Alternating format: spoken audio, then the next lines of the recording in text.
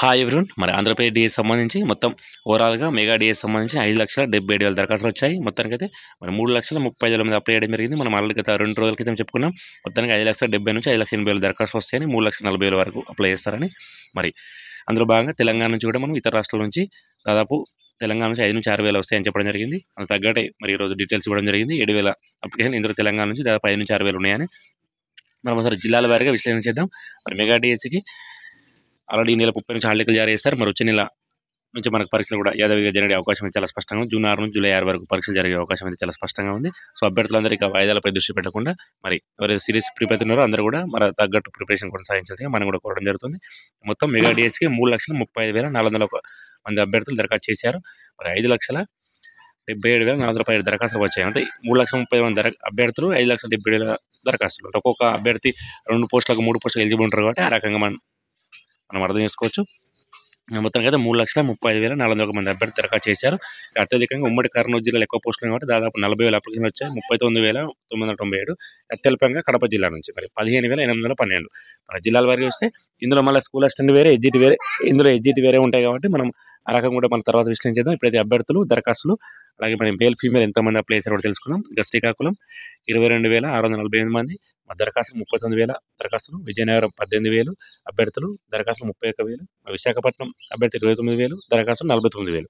తూర్పుగోదావరి 38,000 మంది అభ్యర్థులు, 63,000 దరఖాస్తులు. పశ్చిమ గోదావరి 25,000 42,000.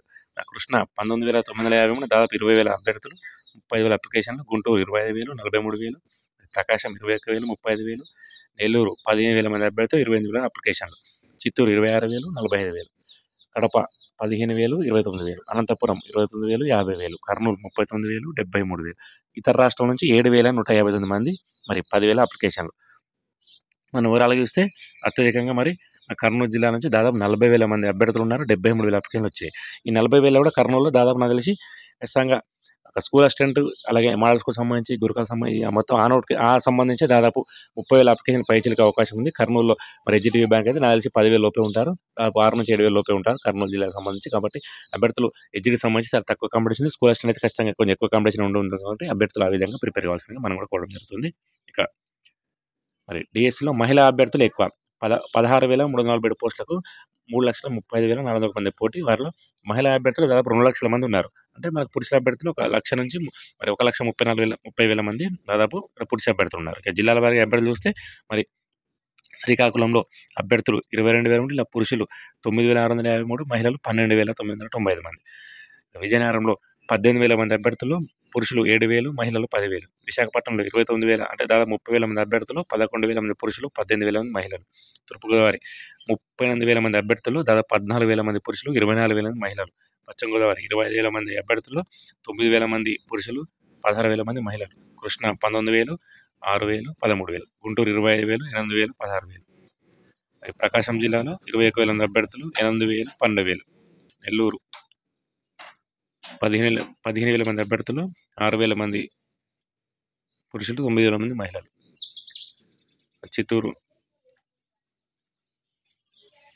26,000, 10,000, 16,000. కడప 15,000, 29,000, 6,000, 9,000.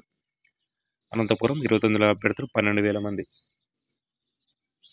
పురుషులు, 17,000 మంది మహిళలు. కర్నూలు 40,000 మంది అప్లికేషన్, దాదాపు మనకు 16,000 మంది పురుషులు, 23,000 మహిళలు. ఇతర రాష్ట్రాలు 7,000 అప్లికేషన్లు, 4,000 పురుషులు, 2,800 మంది మహిళలు. మొత్తానికి 3,35,000 మంది అభ్యర్థులు, 1,31,000 మంది పురుషులు, 2,00,000 మంది మహిళలు.